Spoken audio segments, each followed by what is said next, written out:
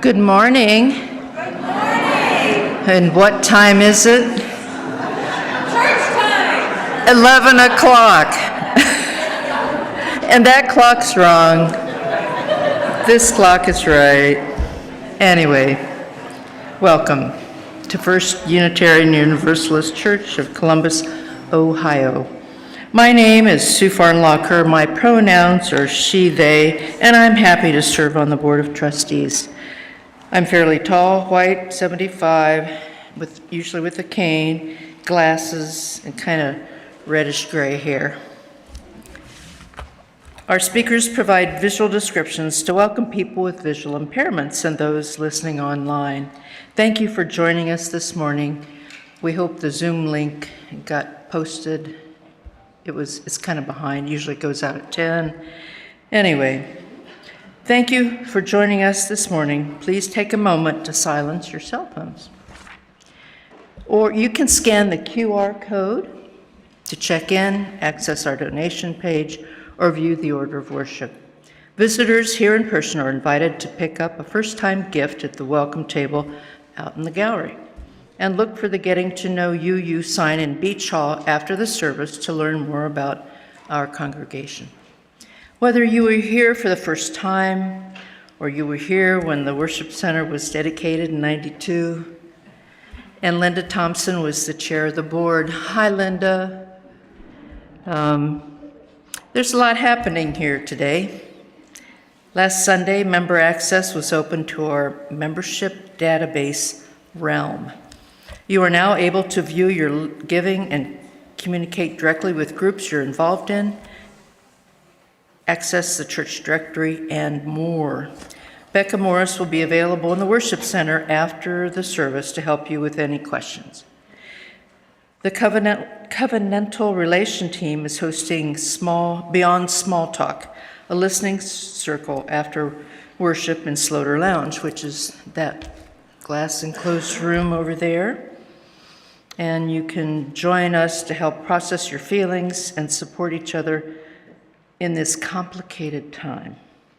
There will be a community iftar dinner in Beach Hall, which is our fellowship hall, which is down and to the left, on Friday, March 14th. The Turkish American Society of Ohio is providing food and coming together to break their Ramadan fast together with members of our church. If you plan to come, please RSVP by tomorrow, March 10th. You can email our office at firstuucolumbus.org, or click the link in our Friday news. The Unitarian Universalist Association's General Assembly, a gathering of North American UUs, is open. Please reach out to our board if you are planning to attend and would like to represent us as a delegate.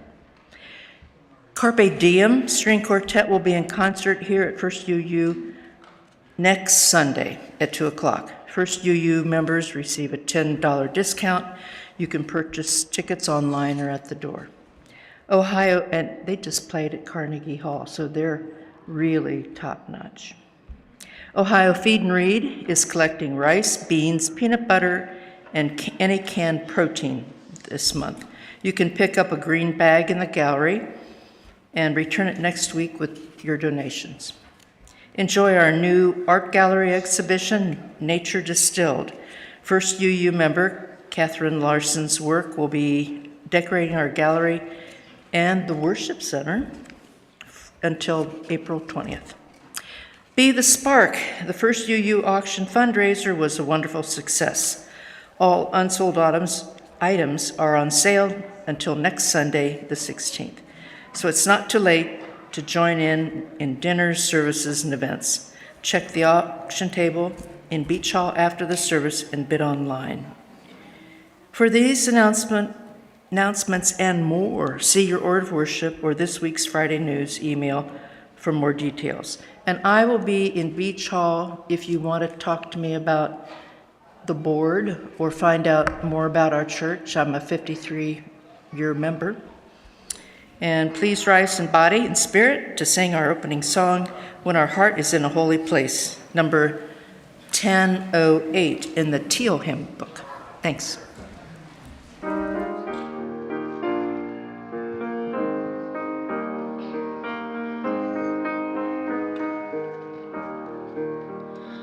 When our heart is in a holy place, when our heart is in a holy place, we are blessed with love and amazing grace. When our heart is in a holy place, when we trust the wisdom in each of us, every color, every creed and kind, and we see our faces in each other's eyes, then our heart is in a holy place. When our heart is in a holy place, when our heart is in a holy place, we are blessed with love and amazing grace. When our heart is in a holy place, when we tell our story from deep inside, and we listen with a loving mind, and we hear our voices in each other's words, then our heart is in a holy place. When our heart is in a holy place, when our heart is in a holy place, we are blessed with love and amazing grace. When our heart is in a holy place, when we share the silence of sacred space, and the God of our heart stirs within, and we feel the power of each other's faith, then our heart is in a holy place. When our heart is in a holy place, when our heart is in a holy place, when we're blessed with love and amazing grace, when our heart is in a holy place, heart is in a holy place.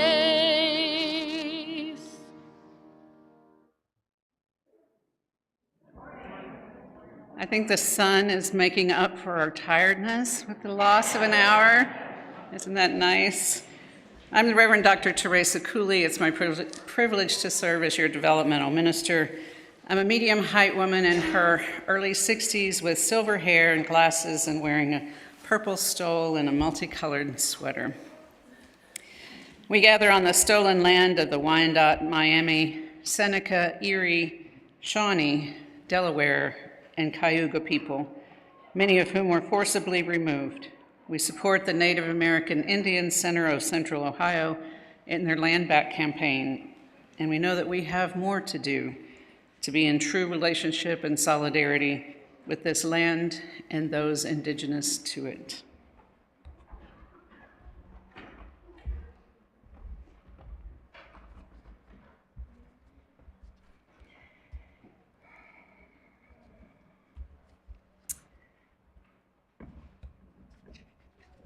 Whoops. Okay. Good morning. I'm the Reverend Susan McChrystal. It's my privilege to be here. I'm retired now, but I served as your community-affiliated minister once upon a time. I am in my early 60s. My silver, wild, curly hair shines through more than my dark hair does. And I imagine after that song, my eyes are sparkling with your light, and my smile is reflecting my gratitude for being here. Let us enter into worship together with these words from poet Rainer Maria Rilke. We set the pace, but this press of time take it as a little thing next to what endures. All this hurrying will soon be over. Only when we tarry do we touch the holy. See how all things are at rest, darkness and morning light, blossom and book. May what we do flow from us like a river, no forcing and no holding back. Through these swelling and ebbing currents, these deepening tides moving out and returning, may we feel the mystery and the power of life streaming through the widening channels we make for song, for laughter, for justice, for love. It's now time for our children to meet Gus in the back to prepare to bring in more light. Everyone else, please turn to your neighbors and introduce yourselves.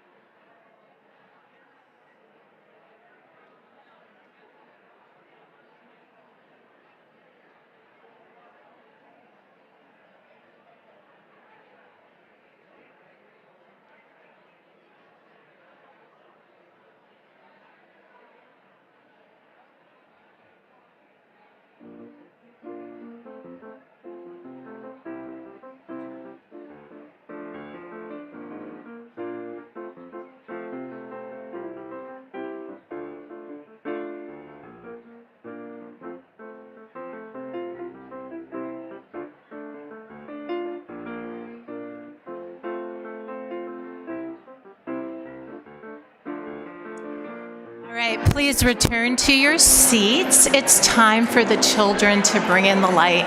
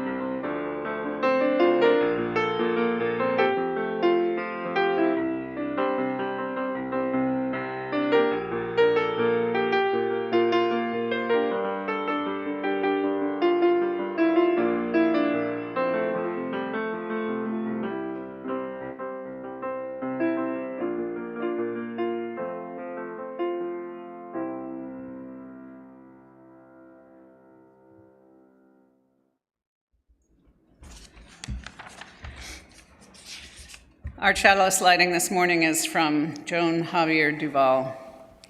Here is where you can rest, where nothing is expected, but that you bring all of who you are into the presence of the holy and of this loving community. In this spirit, we light our chalice of faith.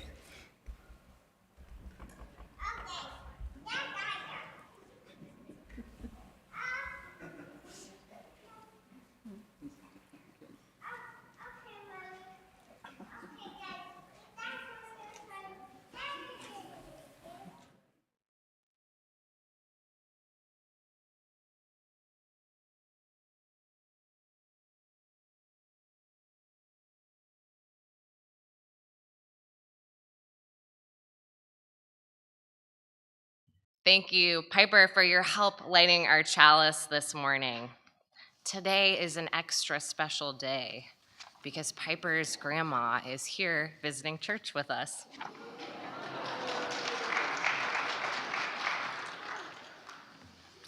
Good morning. I'm Amber Scott, your Director of Religious Exploration, and my pronouns are she, they. I am a white femme millennial with wild and wonderful wavy hair.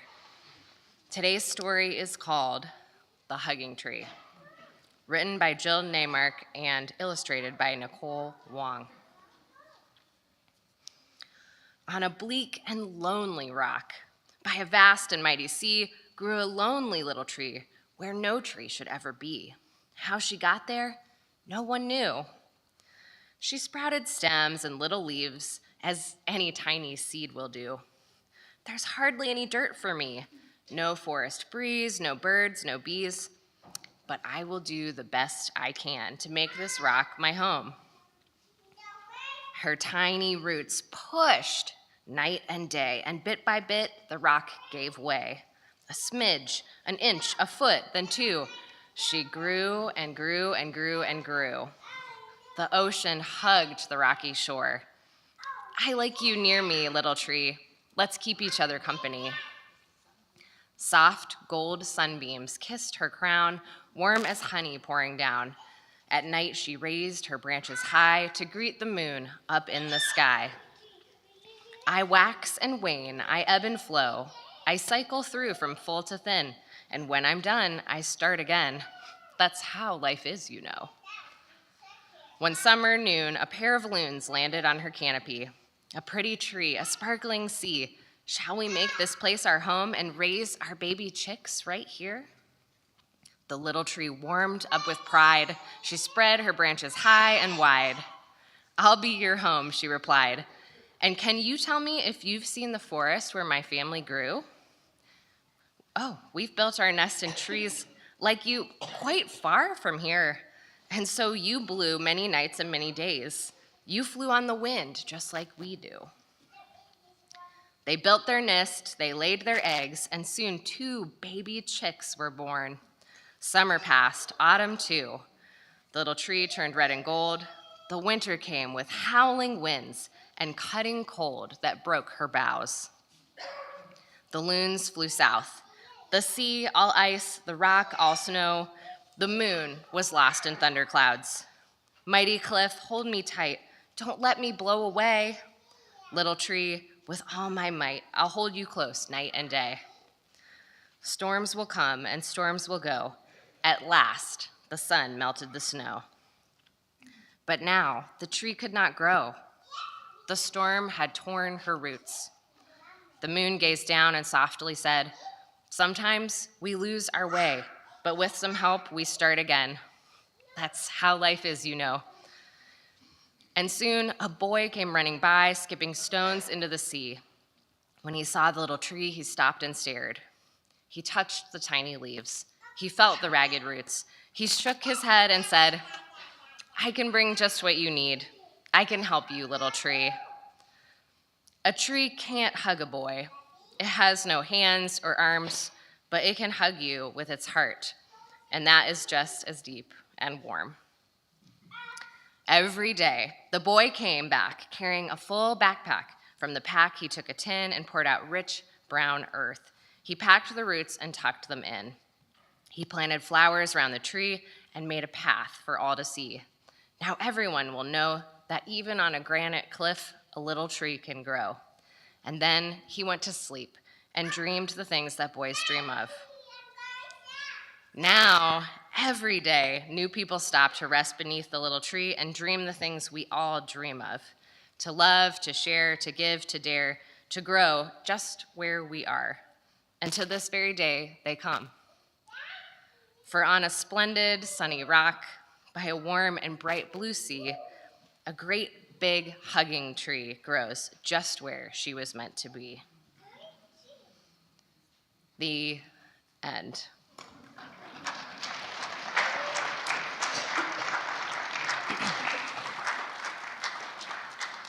Despite harsh conditions, the hugging tree grows and flourishes until she can hold and shelter others.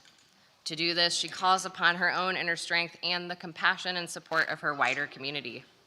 We all have the potential to be resilient and thrive and to move beyond times of difficulty.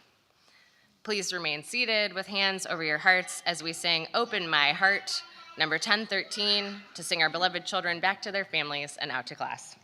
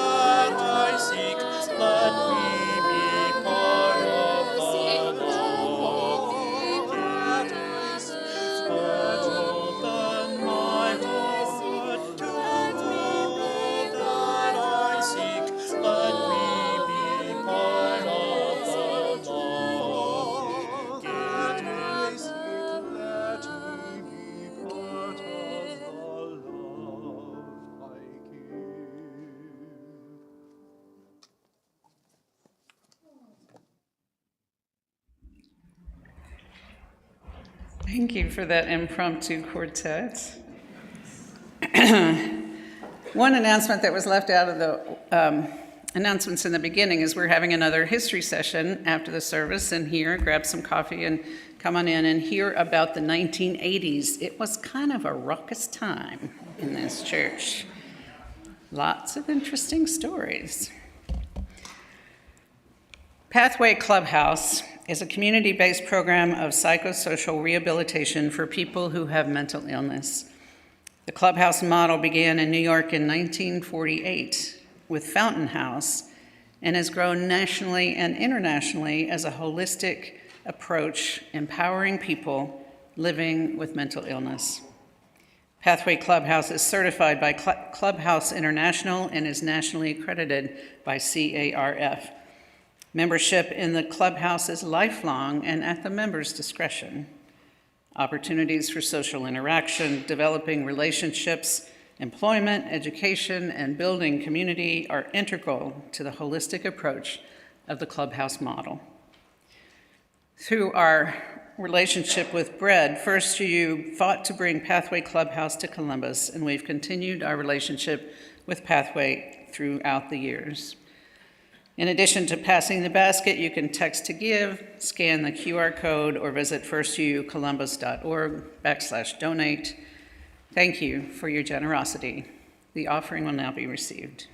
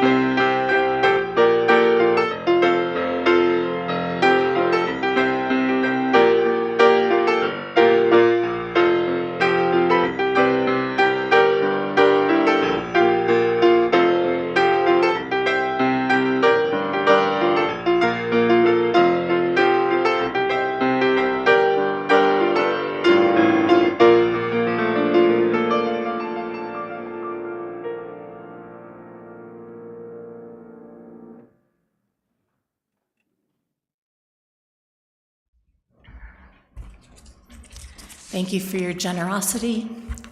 Thank you for your music, Nathan. Today's pastoral listener is Pat Snyder,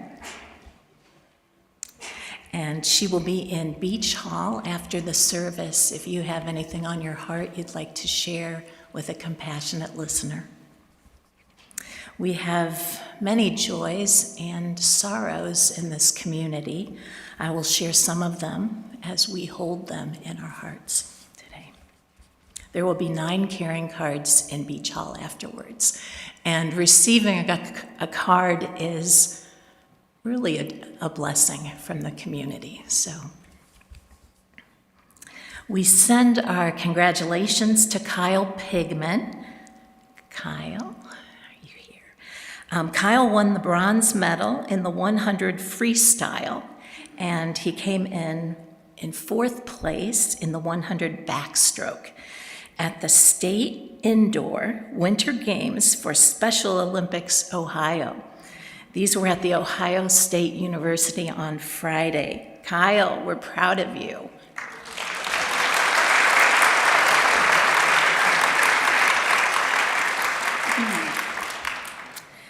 And we send our deep care and concern and wishes for a speedy recovery to Michael McGuire.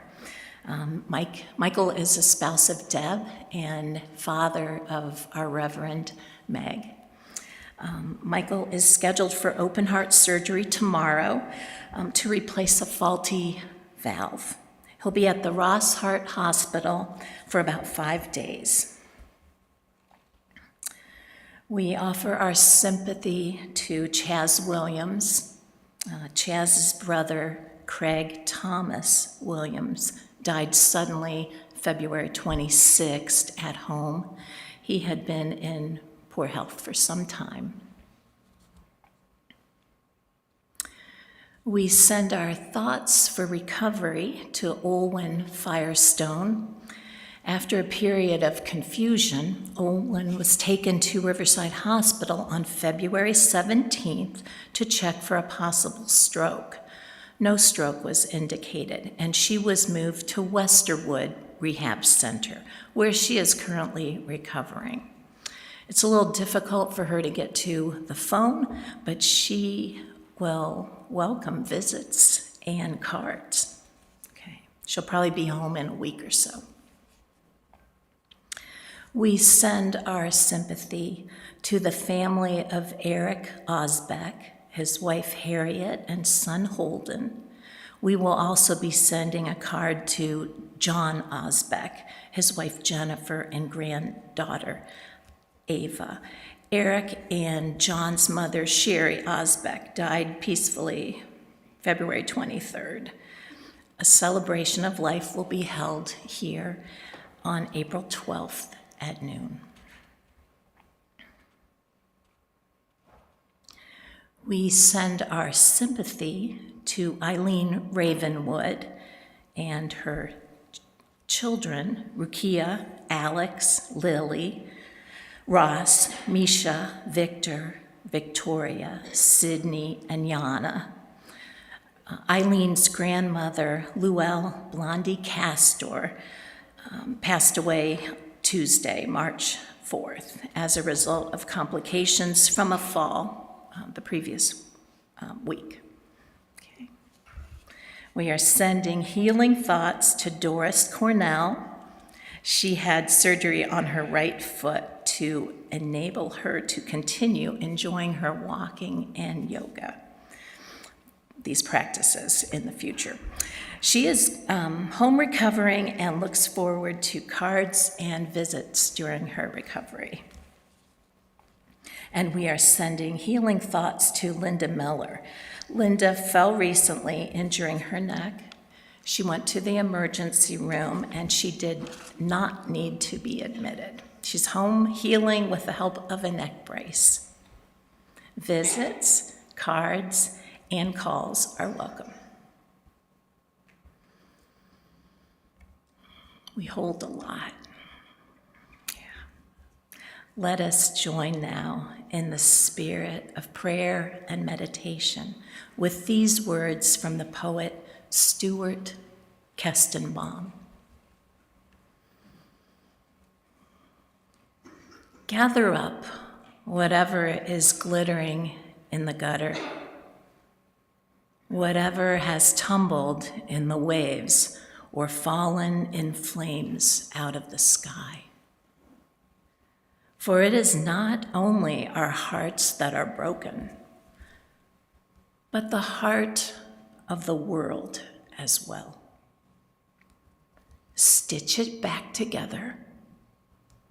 Make a place where the day speaks to the night and the earth speaks to the sky. Whether we created God or God created us, it all comes down to this. In our imperfect world, we are meant to repair and stitch together what beauty there is. Stitch it with compassion and wire. See how everything we have made gathers the light inside itself and overflows. A blessing.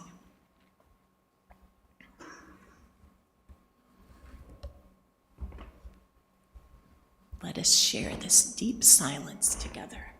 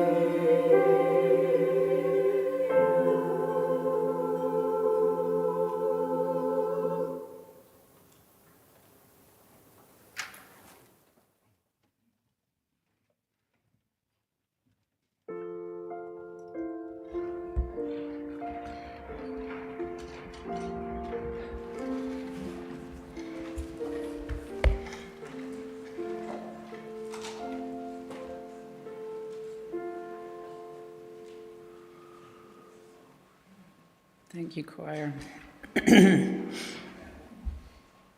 Our reading this morning is from Jeffrey Davis, the social scientist and thought leader. The Facebook Meta founder, Mark Zuckerberg's motto, "Move fast and break things," encouraged quick iteration and embracing failure as part of the innovation process. This motto became a rallying cry for entrepreneurs and leaders promoting speed over sustainability. However, when taken as a creed, it helped many people to break not just things, but also spirit, purpose, and people. And look at us now.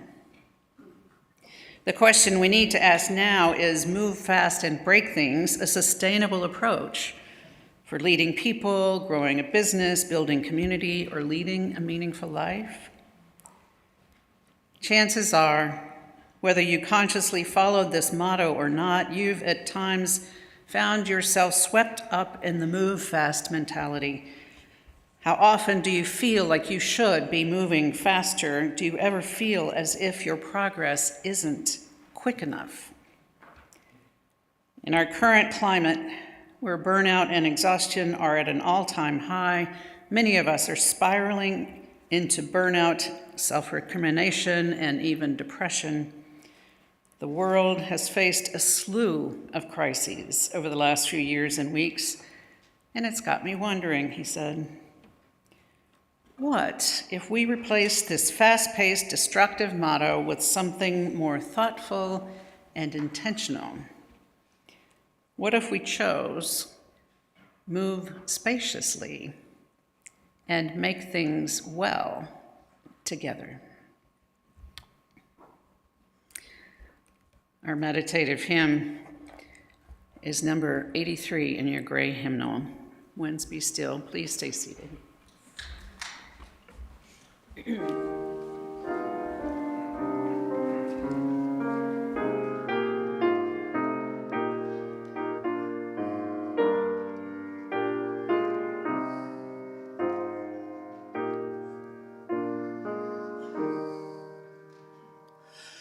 Winds be still, storm clouds pass and silence come. Peace grace this time with harmony. Fly, bird of hope, and shine, light of love, and in calm let all find tranquility.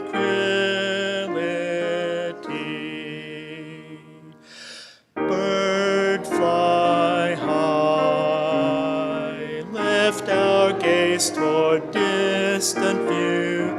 Help us to sense life's mystery. Fly high and far and lead us each to see how we move through the winds of eternity.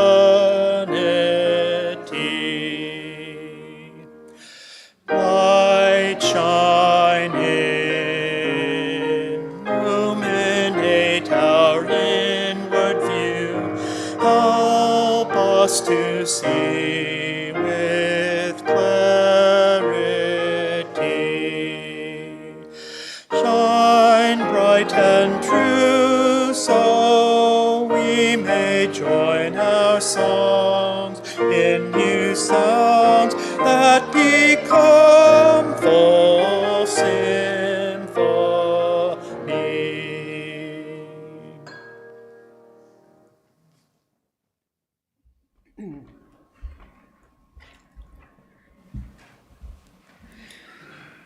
On Friday night, as part of our First Friday dinner, we played the movie Defying the Nazis, The Sharp's War, which tells the story of how the Unitarian minister Waitstill Sharp and his wife Martha Sharp made it a personal crusade to save political refugees and children and usher them out of danger beneath the very noses of the Nazis. If you haven't seen the movie, I commend it to you. You can download it free on YouTube. I watched it on Friday afternoon as I knew my winter malady from hell would not let me see it through the night here at church. But as I watched, I repeatedly teared up.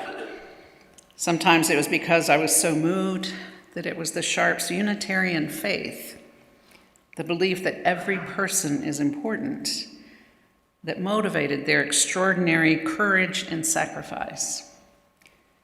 But sometimes the tears were frustration. Why isn't there something that concrete that I can do now to fight a totalitarian regime? I think many of us are stuck on this "what can I do" reel in our heads, sometimes a wail that hammers at us in the midst of our sense of powerlessness. There was a piece in the New York Times recently that seemed to bemoan the lack of protest and actions that have been taken to stand up to Trump and Musk, compared to the protests that had us lining the streets in 2018. And it is true that we seem paralyzed. Few of us seem prepared for the storm of destruction that has been unleashed so brazenly from the pinnacles of our government. And I believe that has been on purpose. Totalitarian regimes want us to feel powerless and overwhelmed and defeated. Finally, some actions are starting to find some legs, some legal victories, some powerful people speaking out. Activism is being spurred. But what if action isn't the only thing that we are being called to right now? Perhaps there's a different muscle that we need to exercise, the muscle of resilience. When I wrote my book about conflict, I did a lot of research about trauma and how we respond to it. I've been hearkening back to that research recently because we clearly are a traumatized people. Most of you probably know that what happens when we feel traumatized is that our amygdala gets triggered, that part of the brain that's only capable of reaction, not of thought. It literally shuts down our access to the rest of our brain. It activates the vagal nervous system, which hijacks our lungs and our stomachs and holds us in tar pits of tension. It only gives us a small range of responses: fight, flight, freeze, appease, none of which seem to be useful in our current predicament.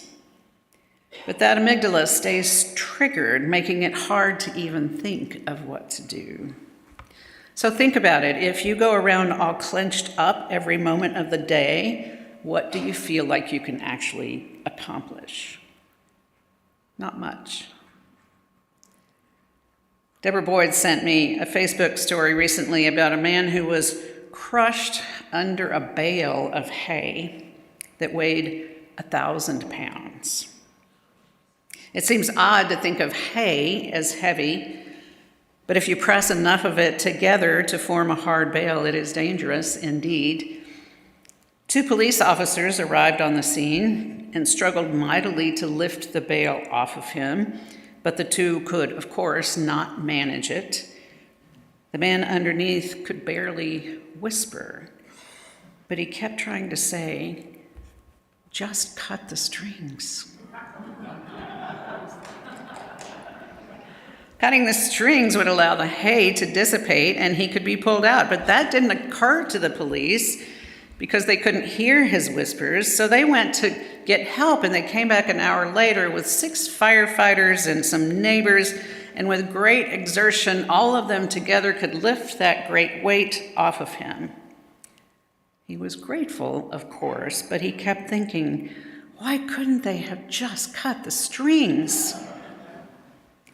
He had come close to death, suffocating under that weight for hours, but the solution did not occur to them.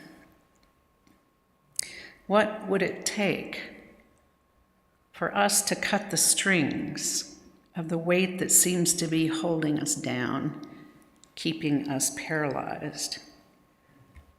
What might we let go of? What small actions could we take rather than thinking about grand, massive solutions? As I said, our autonomic nervous system doesn't give us many choices in how to respond to threats, but it turns out it can be trained over time to help us respond with courage. The yoga teacher Marcia Miller told a story recently of a woman who was attacked as she was jogging just over at Antrim Lake Park. She was able to make a sideways move and yell out for help and outrun her attacker, and she later said, "I'm so glad that I chose fight and flight rather than freeze." Because the truth is, we don't really have a conscious choice in the moment of danger. So Marcia Miller said it would have been more accurate to say, "I'm so glad my body knew how to shift into fight and flight rather than freeze." Our body takes over in those moments, but our body can have better responses if we train it. In this case, the runner had already taught herself a number of responses, to have good boundaries, to have thought ahead of time about how she would respond to danger, to be able to move quickly. These are all physical training mechanisms, but what about our spirits? How can we train our spirits to respond in healthy ways when we feel completely burdened by things happening out of our control? Rebecca Solnit wrote, "The bigness of the world is depression. The bigness of the world, is redemption."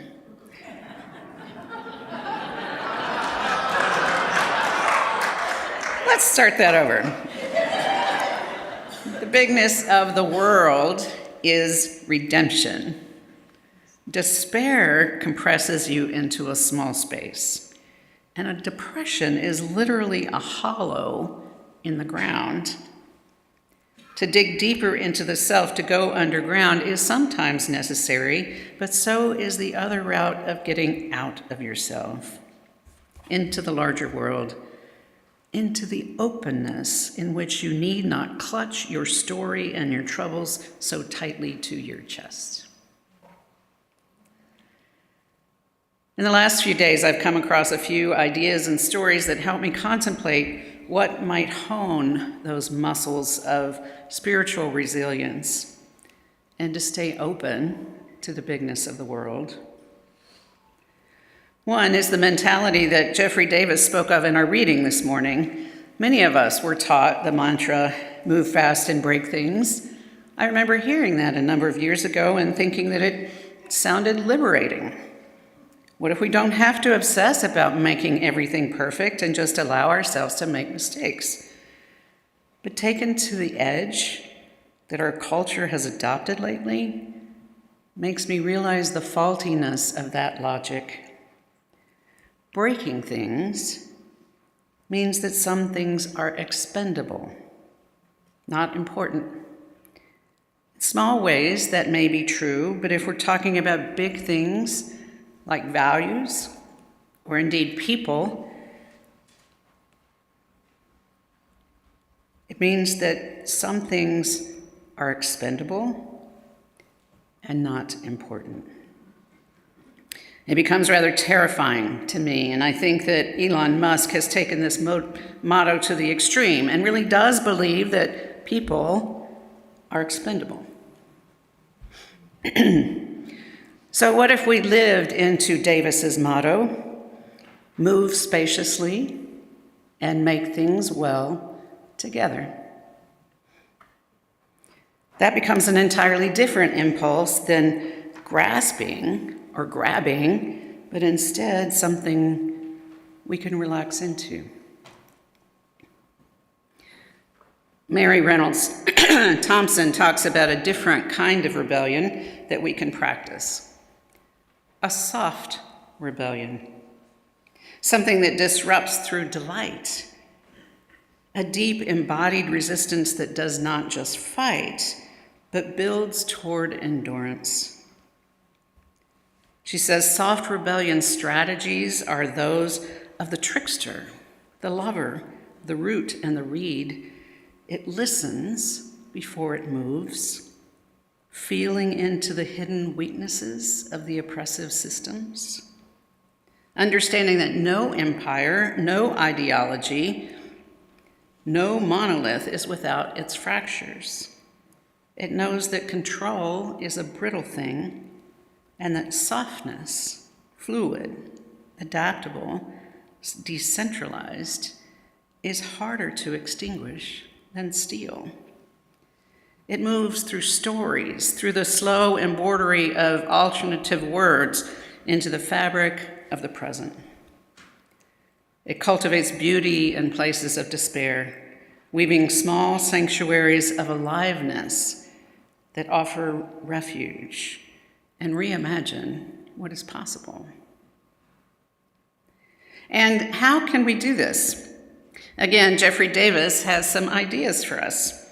I actually found that quote that I used for our reading, recommended a few days ago, in a post that a friend of mine put on LinkedIn. And so I became curious about him and found a book that he has written called Tracking Wonder, Reclaiming a Life of Meaning and Possibility Obsessed with Productivity. It turns out that he actually makes a professional study of how wonder works in us, saying that wonder is a heightened state of consciousness, an emotion brought about by something completely unexpected. And while it's a perceptual experience that happens in the mind, it can radiate through your body's parasympathetic nervous system, which is the opposite of the fight or flight response. He believes that you can actually consciously cultivate wonder into your life and use it to help sustain you in the most difficult of times. I haven't had time to really dig into his strategies, but you can expect that you'll be hearing about it more in sermons in the future. But the story that he tells at the beginning of the book stays with me. When he and his wife had newly married, they bought an 1850 farmhouse in the lovely, lush Hudson Valley. It gave him a study that had windows through which he could contemplate and dream, and his wife, a professor of Chinese medicine, had a garden and a home office in which she could practice her gifts. But the idyll didn't last long. Within the year, his wife had suffered 2 miscarriages. He had 2 bouts of Lyme disease, which crippled him for months. And after taking a lovely drive through the country, they came home to find fire trucks and smoke. A sudden lightning storm hit an old walnut tree next to the house, which sent its energy into a faulty electrical wire, which ended up burning the house almost to the ground.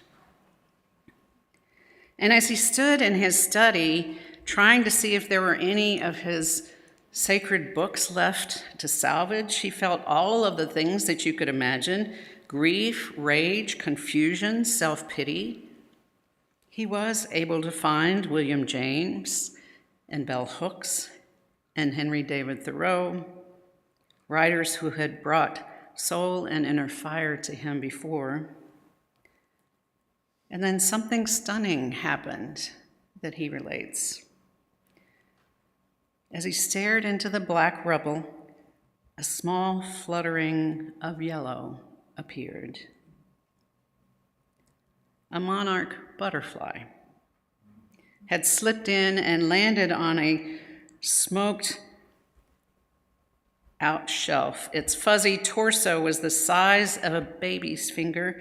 It carried 2 enormous paragliding wings, etched like stained glass panels. They waved back and forth, back and forth, back and forth, like 2 psalms pulsing in prayer.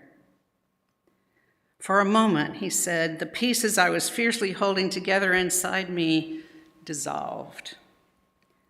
for a moment among the ruins of our simple dreams fluttered a small winged hope.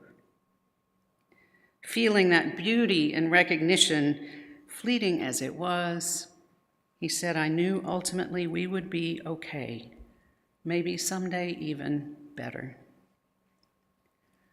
Holding on to that wonder, consciously remembering it, opening up to new experiences can help us grow the resilience to face any kind of storm.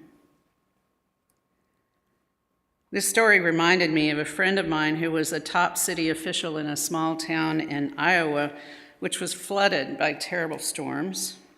The entire old downtown that the people who lived there knew and loved was washed away in a day. The devastation was immense. But once the waters came down, FEMA sent some folks in to help them think through how to rebuild. Yes, this was during a different administration. What they said to him really surprised him and me.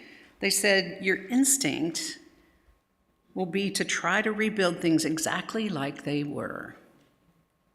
The things that you knew and loved, but that's the worst thing you can do.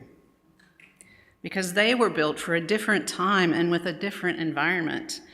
Yes, you need to mourn what was, but then take hold of your imagination and dare to dream about a city that you would love in the future, a city that can be sustainable for the times to come. My friend said that he immediately relaxed when he heard this. He felt like new vistas had opened up before his eyes. It wasn't easy, and there was a great deal of resistance, but ultimately they did not rebuild.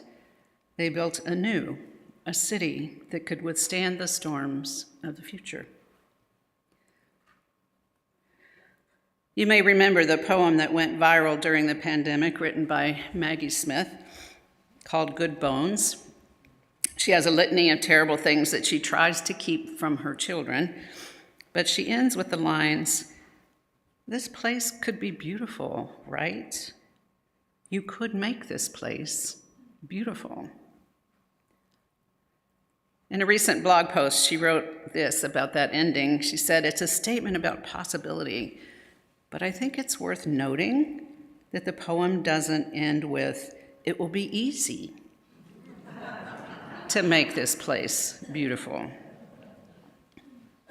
Coasting isn't going to get us there because we're headed up a steep hill, but then she tells a story about a way of being that has helped her through.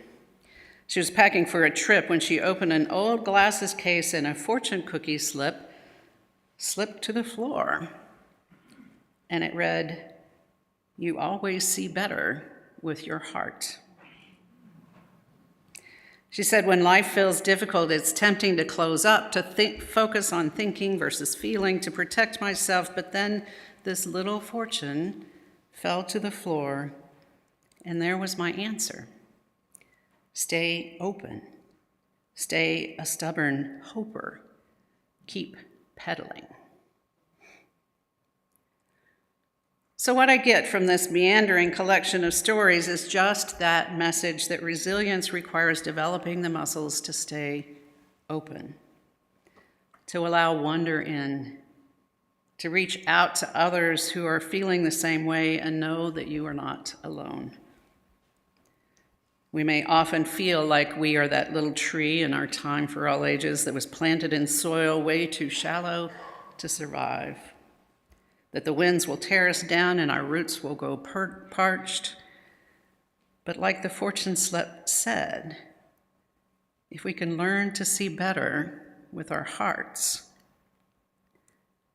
to cut the cords rather than lifting the weight, to keep our eyes and our spirits open to the wonders that always surround us, if we can relax a bit into a new imagination for what might be, we may yet not just get through this time, we might even find ways to thrive. Amen. Let us join voices in number 34 in the great hymnal. Please rise.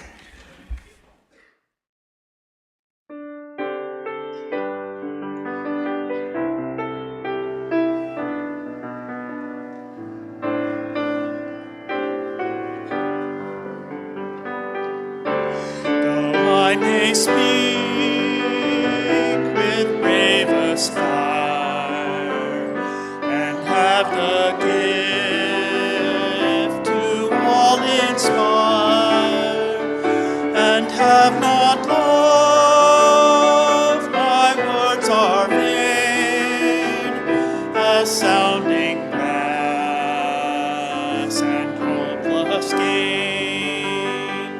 Though I may give all I possess, and striving so my love profess, but not be given by love within, the prophet soon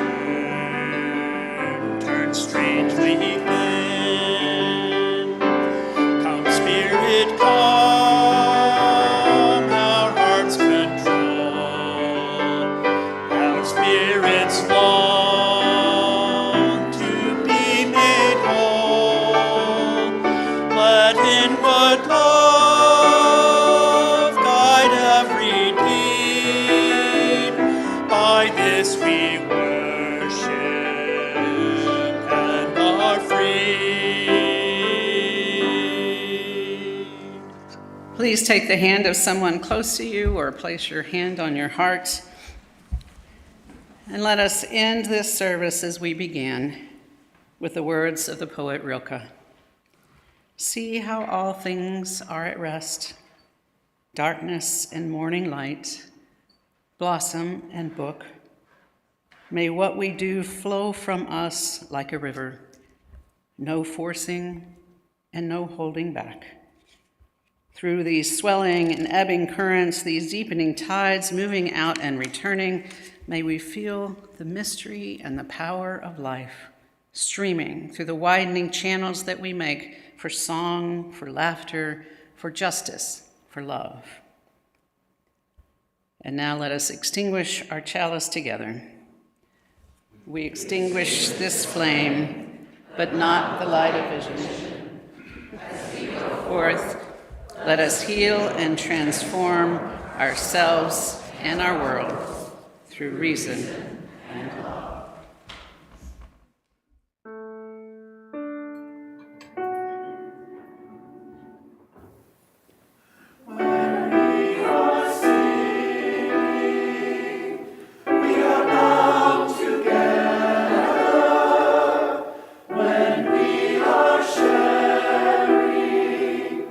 We are free.